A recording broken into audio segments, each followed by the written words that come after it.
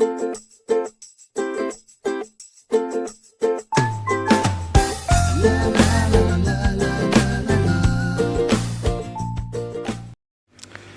guys, this is Samana2183, Aquatic Lover 31 on Instagram and Andrew Basuka in Facebook. I'd like to make this video as part 1 of probably brand new series that videos I'm making as a guide for new fish keepers. Now the reason I'm doing this is I'd like to give back to the fish keeping community. As you know, I've been there, we've all been there. I've been there as a new fish keeper, and after seeing so many videos online and like especially what Ben Ochart recently did, you know, I'm kind of motivated to do the same, to give back and help out those people who are thinking or starting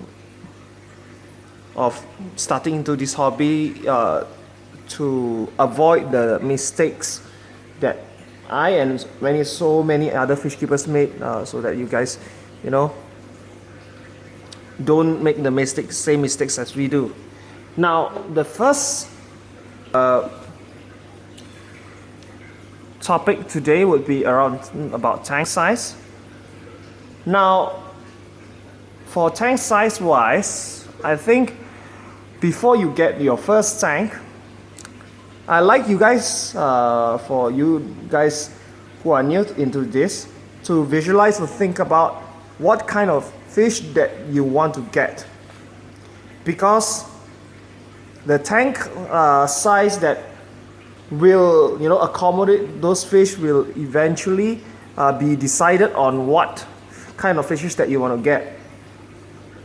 For example, if you want to get something like silver dollars. Now silver dollars on average, not counting those that like for red hooks and a few other variants of silver dollars that can get very big, maybe around 14 inches or so.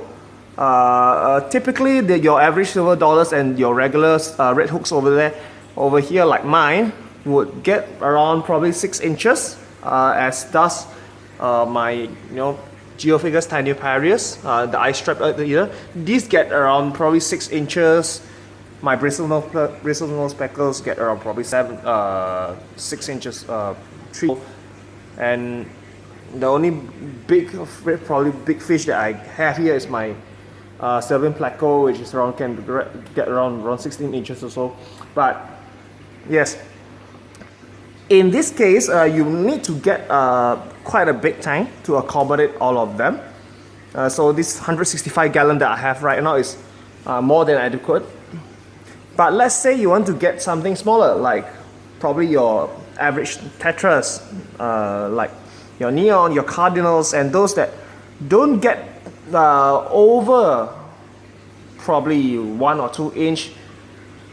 You can get something smaller, like say maybe 15 to 20 gallon is a good measure, I think.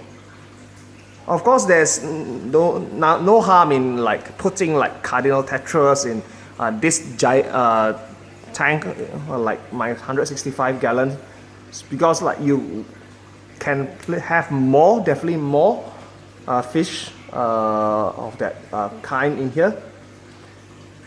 And the reason why is the bigger the water volume, the bigger tank size, the more stable the water parameters is. And that is something you guys should take note.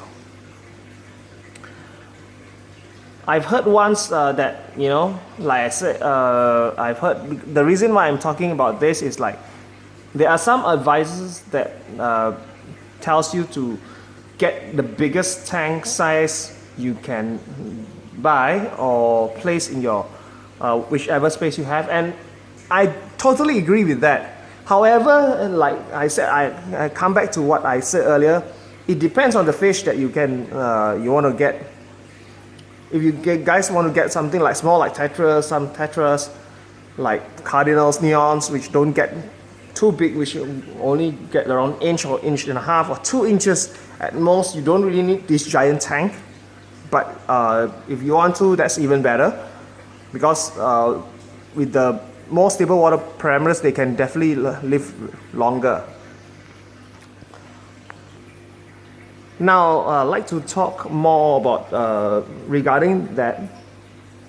I'd like to reference you guys to a very good book, which I made a review earlier.